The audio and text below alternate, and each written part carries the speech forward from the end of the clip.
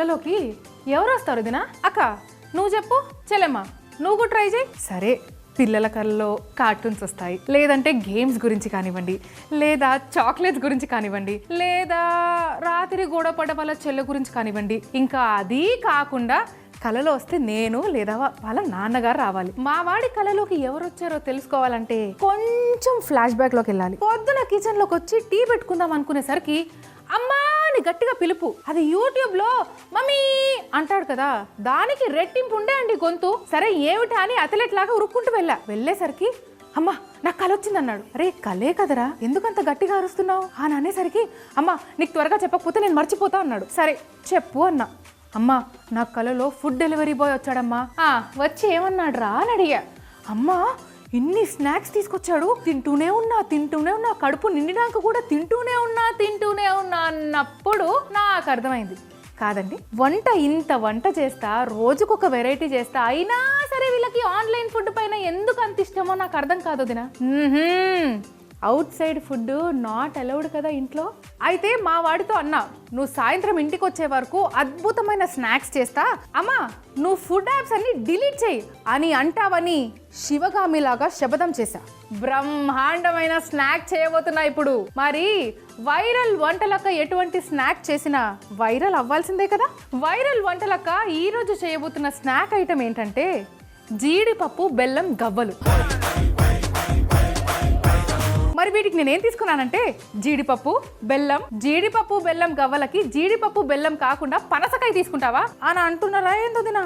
అంటే వైరల్ వంటలకి ఏదైనా క్లారిటీగా చెప్పడం అలవాటు. మరి మనకు కావాల్సినవి ఏంటంటే ఓ 10-15 నిమిషాలు నానబెట్టుకున్న జీడిపప్పు, 1 కప్పు బెల్లం, ఇంకొక కప్పు మైదా, రుచికి సరిపడా యాలకుల పొడి, నిమ్మకాయ, చిటికెడు ఉప్పు, 2 టేబుల్ స్పూన్స్ నెయ్యి. మరి మొదలెడదామా వైరల్ అక్క వంట?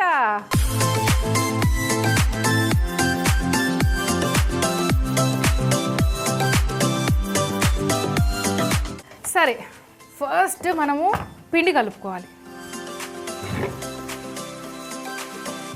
ఇందులో 1 కప్పు మైదా,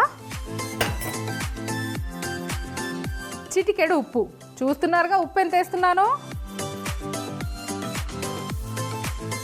2 టేబుల్ స్పూన్స్ నెయ్యి. దీన్ని ఫస్ట్ బాగా కలుపుకుందాం. ఇప్పుడు నేనంటే జస్ట్ 1 కప్పుడు చేస్తున్నాను, అదే మీరు 1 కేజీ గవ్వలు ఇలాంటివే చేయాలనుకుంటే కేజీ పిండికి 300 గ్రాముల వరకు నెయ్యి యూజ్ చేసుకోవచ్చు. చూసారా పిండి ఎలా తయారైందో?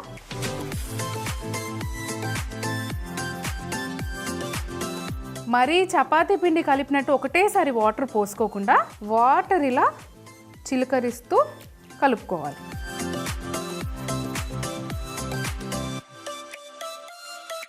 సో మరీ పొడి పిండిలాగా ఉండొద్దు, అలా అని మరీ సాగేలాగా కూడా ఉండొద్దు. ఎప్పుడైనా సరే పిల్లలకి ఎన్ని స్నాక్స్ చేసినా సరే, అమ్మా మా ఫ్రెండ్ అది తీసుకొచ్చాడు, నువ్వు అదెందుకు చేయవు, అమ్మా మా ఫ్రెండ్ ఇది తీసుకొచ్చాడు, ఇదెందుకు చేయవు, ఇలా క్వశ్చన్స్ ఉంటూనే ఉంటాయి. చూడండి, సో పిండి అయితే కలిపేసుకున్నా, పక్కన పెట్టేసుకుందాము. ఇప్పుడు స్టవ్ ఆన్ చేసుకొని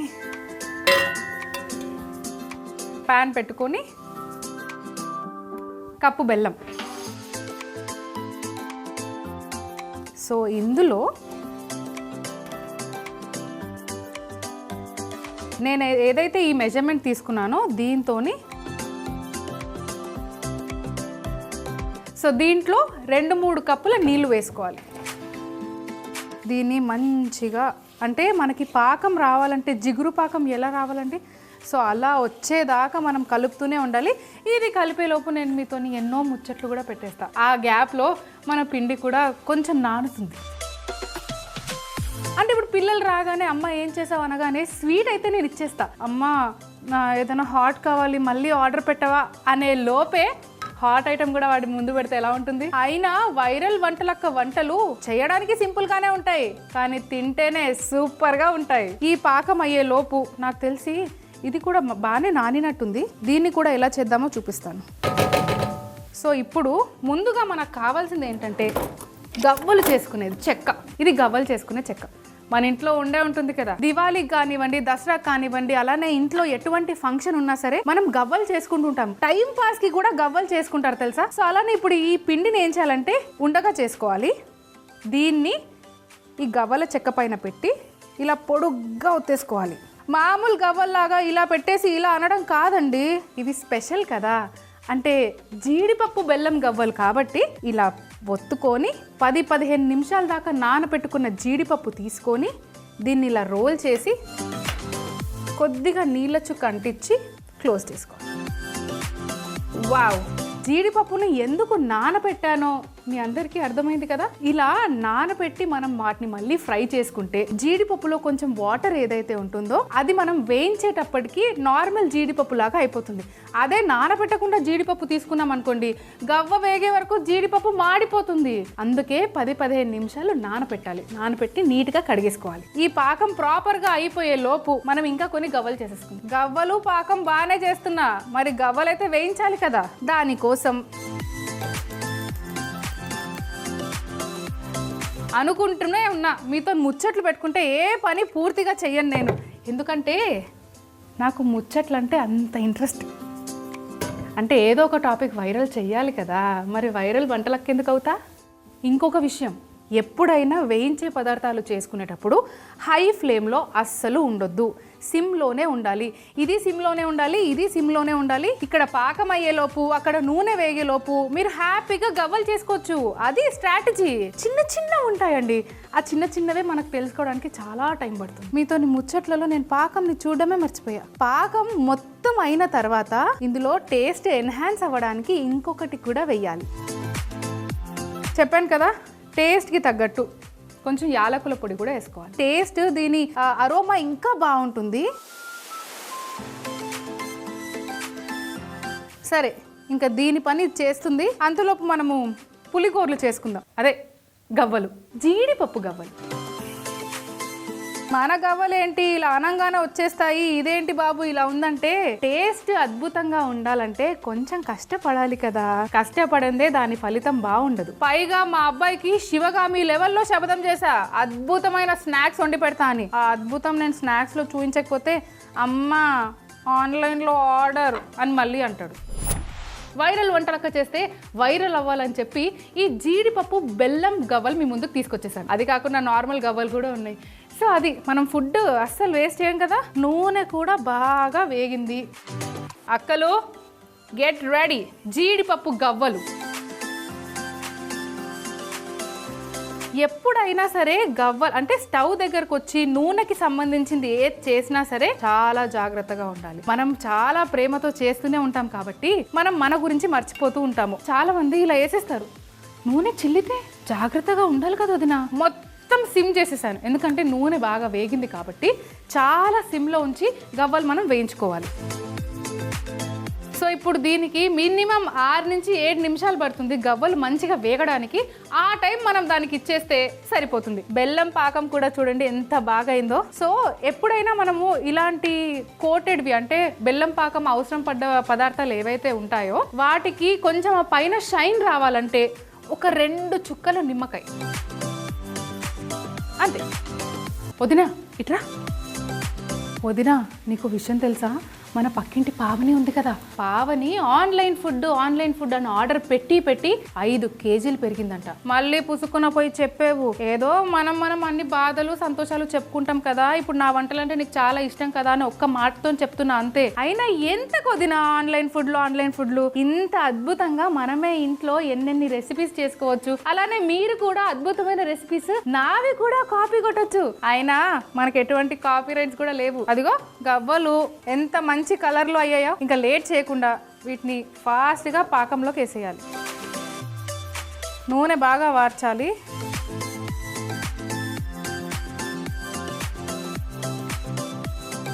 ఇప్పుడు ఈ గవ్వలకి పాకం మంచిగా పట్టాలి కాబట్టి ఇలా మిక్స్ చేసుకోవాలి. సో ఈ పాకం చేసినప్పుడు కూడా మనకి ఎక్కువ పాకం పట్టినా సరే టేస్ట్ అనేది పోతుంది కదా, అలా అవ్వకుండా ఇందులో ఉన్నప్పుడే ఈ పాకాన్ని బాగా ఇలా కలిపేసుకోవాలి గవ్వలతో పాటు. వాటికి మంచిగా కోటింగ్ అయిన తర్వాత ఈ గవ్వల్ని ఈ జాలీలోకి వేయాలి. అప్పుడు ఈ ఎక్స్ట్రా ఏదైతే పాకం ఉంటుందో అదంతా వెళ్ళిపోతుంది. అప్పుడు మనకి స్వీట్నెస్ ఎంతైతే కావాలో అంతే ఉంటుంది. ఒక్కటి కాదు 2 తినొచ్చు, 2 కాదు 3 తినొచ్చు, 3 కాదు 4 కూడా తినొచ్చు. వంట చేయడం ఒక్కటే కాదు, చూస్తే తినాలనిపించేలా కూడా ఉండాలి. సో దీన్నే డ్రెస్సింగ్ అంటారు. నేను ఇలానే బాగానే డ్రెస్ వేసుకున్నాను, కానీ అలానే ఫుడ్ కూడా చూడడానికి అంతే అందంగా కనిపించాలి కదా. ఆహాహా, చూస్తేనే నోరు ఊరుతుంది చూడండి, ఆలోచిస్తేనే నోరు ఊరుతుంది, చూస్తుంటే కూడా నోరు ఊరుతుంది. ఇంకా తింటే ఎలా ఉంటుందంటే లాలా జలం వస్తుంది. మా వాడి చూడగానే అమ్మ స్వీటా, స్వీట్ బాగుంది కానీ హాట్ సంగతి ఏంటి అని ఖచ్చితంగా అడుగుతాడు. మరి హాట్లో ఏం చేయబోతున్నానంటే గోధుమ పిండి కారా బిస్కెట్. ఎస్, స్వీట్కి అద్భుతమైన హాట్. మరి దీనికి ఏమేం కావాలో ఒక్కసారి చూద్దామా. సోయా కూర, కరివేపాకు, ఎర్రమిర్చి, బటర్, శనగపిండి, వాము, బేకింగ్ సోడా అంటే వంట సోడా, జీలకర్ర, ఉప్మా రవ్వ, ఇంకా గోధుమ పిండి. సో ఇంకా లేట్ చేయకుండా టకటక పిండి కలిపేసుకుందామా.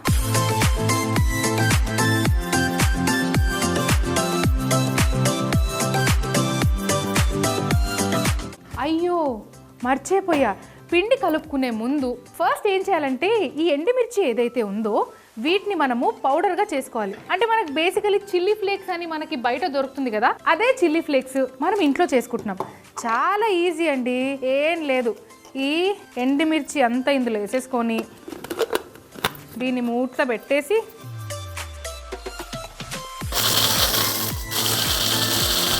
సో చిల్లీ ఫ్లేక్స్ అయితే రెడీ. ఫ్రెష్గా కడిగి పెట్టుకున్న సోయా కూర, కరివేపాకు చాలా మంచిది. సో కరివేపాకు కొంచెం ఎక్కువనే తీసుకోండి, సన్నగా తరుముకోవాలి. ఆహా, సోయా కూర స్మెల్ ఎంత బాగుంది తెలుసా. కరివేపాకు స్మెల్ కూడా. యాక్చువల్లీ ఆకుకూరలు తింటే చాలా మంచిది అంటారు. అదే స్నాక్స్ లో ఇలాంటి లీఫీస్ ఉంటే ఇంకా అద్భుతంగా టేస్ట్ ఎన్హాన్స్ అవుతుంది తెలుసా. సోయా కూర ఇంకా కరివేపాకు సన్నగా తరిగేసుకున్నా.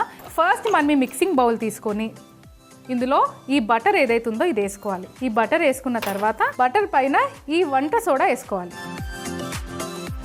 దాని తర్వాత ఈ వంట సోడా వేసుకొని దీన్ని బాగా కలుపుకోవాలి. సో ఈ బటర్ అనేది మనం ఇలా బాగా కలుపుకుంటే లైట్గా అవుతుంది. అప్పుడు మనం చేసుకునే బిస్కెట్స్ కూడా మంచిగా ఫ్లఫీగా వస్తాయి. సో నేను మాత్రం సాల్టెడ్ బటర్ తీసుకున్నా. మరి దీనికి తగినంత ఉప్పు ఎలా వేసుకుంటామో అది మనం చూసుకోవాలి. ఇప్పుడు నాకు సాల్టెడ్ బటర్ వద్దు, ఉట్టి ప్లెయిన్ బటర్ తీసుకొని నేను టేస్ట్కి తగ్గట్టు వేసుకుంటా అంటే ఇంకా అది మీ ఇష్టం. సో ఈ చిల్లీ ఫ్లేక్స్ ఒక స్పూన్, ఇది అయిపోయిన తర్వాత ఈ వాము ఇలా చేతిలో వేసుకొని సో ఇలా నలిపితే దాని ఫ్లేవర్ కూడా బాగా వస్తుంది. అలానే దానిపైన చిన్న చిన్న కాడలు ఏవైతే ఉన్నాయో అవి కూడా వెళ్ళిపోతాయి. ఇప్పుడు జీలకర్ర, ఎప్పుడైతే ఈ వాము జీలకర్ర వస్తుందో ఇలా చేతులతో బాగా నలిపి వేసుకోవడం చాలా ఇష్టము, అంటే చిన్నప్పటి నుంచి. సో దీని తర్వాత శనగపిండి. సో ఇప్పుడు వచ్చింది మన మెయిన్ ఇంగ్రీడియంట్ గోధుమ పిండి. ఇప్పుడు బాగా తరుముకున్న సోయా కూర ఇంకా కరివేపాకు, టేస్ట్కి సరిపడా ఉప్పు. ఈ డ్రై ఇంగ్రీడియంట్స్ అన్నీ కూడా మనం ఆ బటర్లో ప్రాపర్గా కలిపేసుకోవాలి. ఇప్పుడు ఇది బాగా కలిపేసుకున్న తర్వాత ఉప్మా రవ్వ. తింటున్నప్పుడు ఆ క్రిస్పీనెస్ రావడానికి మనము ఈ ఉప్మా రవ్వ అనేది వేసుకోవాలి. ఆ బటర్ వేసుకొని మనం కలుపుకున్నప్పుడే ఎలా ముద్దగా అయిపోతుందో. దీనికి ఇంకా కొంచెం వాటర్ మనం యాడ్ చేసుకుంటూ ఓ ప్రాపర్ పిండిలాగా కలుపుకోవాలి. నీళ్లు కూడా సరిపడా ఉన్నాయా లేవా ఇలా మధ్య మధ్యలో చిలకరించుకుంటూ ఆ పిండిని అనేది సరిగ్గా కలిపేసుకోవాలి. చూడండి ఎంత కలర్ఫుల్గా ఉందో పిండి. నాకు తెలిసి టేస్ట్లో కూడా అలానే ఉంటుందేమో, ఎందుకంటే ఆ చిల్లీ ఫ్లేక్స్ తోటి కారం, సోయా కూరతోటి ఒక డిఫరెంట్ ఫ్లేవరు, అదే కరివేపాకుతోని.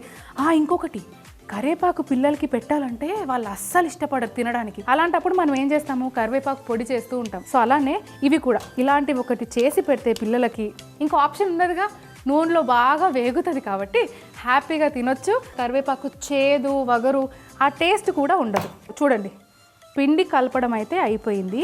ఈ పిండి కొంచెం నానే లోపు మనం స్టవ్ వెలిగించుకుంటాం. నూనె వేగేలోపు ఈ సామాన్లన్నీ తీసేస్తాను నేను. ఎస్, నూనె ఆల్మోస్ట్ కాగిపోయింది. ఇప్పుడు ఏం చేయాలి, ఇది మనము పిండి కలుపుకొని పక్కన పెట్టుకున్నాం కదా, కొంచెం పొడి పిండి వేసుకొని దీన్ని ఇలా మొత్తం స్ప్రెడ్ చేసుకోవాలి. చపాతీ కర్రతోని ఇలా మనం ఎలా అయితే చపాతీలు చేసుకుంటామో అలా చేసుకోవాలి. అది కూడా చాలా లావుగా రావద్దు, పల్చగా రావాలి.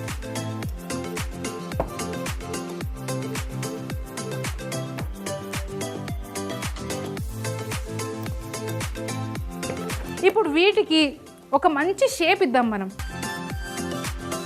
వావ్,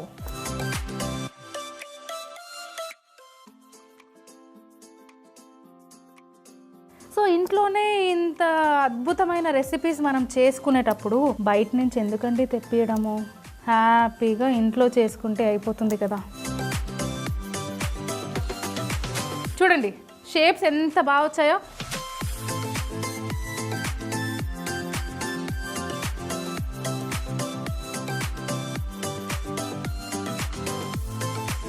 ఇలా బటర్తో ఏవైతే మనం బిస్కెట్స్ చేస్తామో అవి వేయగానే ఇలా బబుల్స్గా రావాలి. ఇప్పుడు ఎలాగో ఇది వేగడానికి 6 నుంచి 8 నిమిషాలు పడుతుంది కాబట్టి అంతలోపు మనం ఏం చేద్దాము? ఒక నిమిషం. అమ్మా ఈ విషయం మీకు డెఫినెట్లీ చెప్పాలి, కానీ చెప్పే ముందు తెలిసిందే కదా ముచ్చట్లలో పడి వేగింది లేనిది ఎక్కువ వేగేసిందేమో అనే ఒక డౌట్. కానీ ప్రాపర్గా మనకు ఎలా అయితే కావాలో అలానే బిస్కెట్ల లాగా అద్భుతంగా అయ్యాయి. ఇది ఎట్లాగో ఇంత నూనెలో వేగింది కాబట్టి కొంచెం నూనె కూడా పోవాలి. సో దీన్ని మనం ఏం చేయాలంటే ఇక్కడ ప్లేట్లో టిష్యూ ఉంది కదా, ఇందులో వేసుకుంటే ఆ ఎక్సెస్ కూసంత ఆయిల్ ఏదైతే ఉంటుందో ఆ ఆయిల్ అంతా పోతుంది. చూస్తుంటే మాత్రం నోరు ఊరిపోతుంది తెలుసా. సో ఎప్పుడైనా సరే ఇలా డీప్ ఫ్రైవి తీయగానే బ్రేక్ చేసేద్దాము తినేద్దాము అని కాదు, పాపం వాటికి కూడా కొంచెం ఊపిరి పీల్చుకునే టైం ఇవ్వాలి. అది ఇచ్చిన తర్వాతనే మనం టేస్ట్ చేయాలి. సో అలానే చెప్పాను కదా, వంట చేయడం ఒక ఎత్తు అయితే తినే పదార్థాలు కూడా అలంకరించుకోవాలి.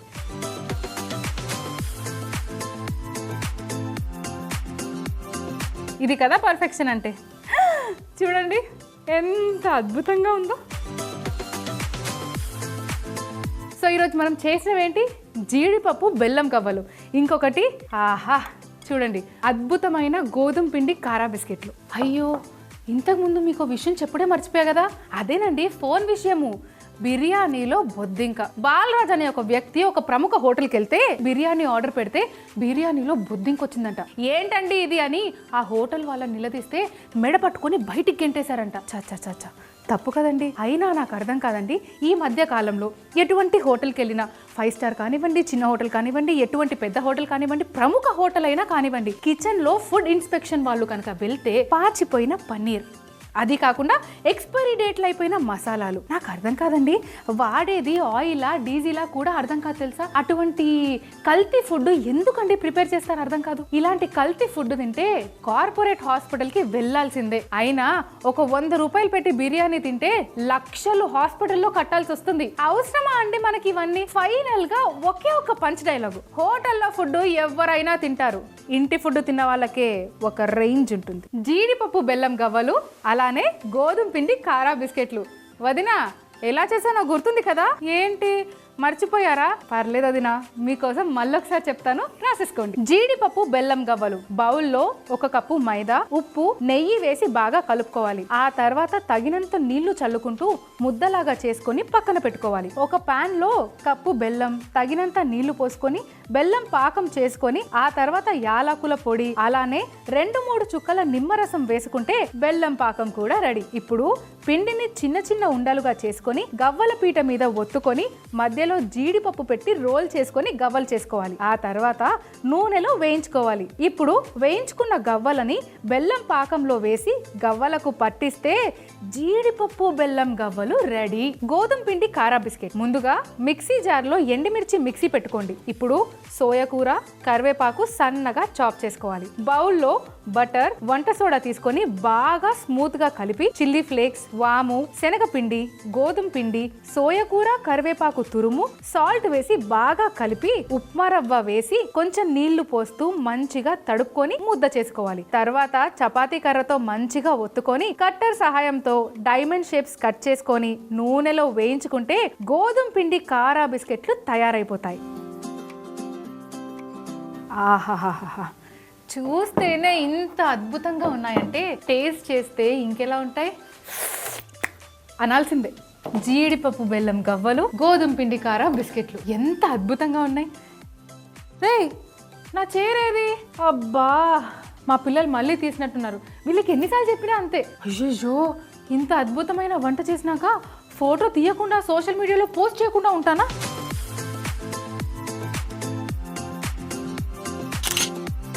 ఒక పని అయితే అయిపోయింది. ఇప్పుడు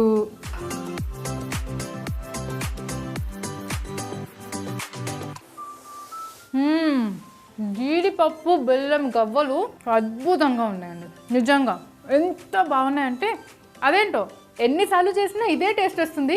కాకపోతే ఈరోజు పిల్లల కోసం చేశాను కదా, టేస్ట్ ఇంకా అద్భుతంగా ఉంది. ఇది కాకుండా దీని టేస్ట్ చూద్దాం. గోధుమ పిండి కారా బిస్కెట్. చెప్పాను కదా, క్రిస్పీగా ఉంటే పిల్లలు చాలా ఇష్టంగా తింటారని.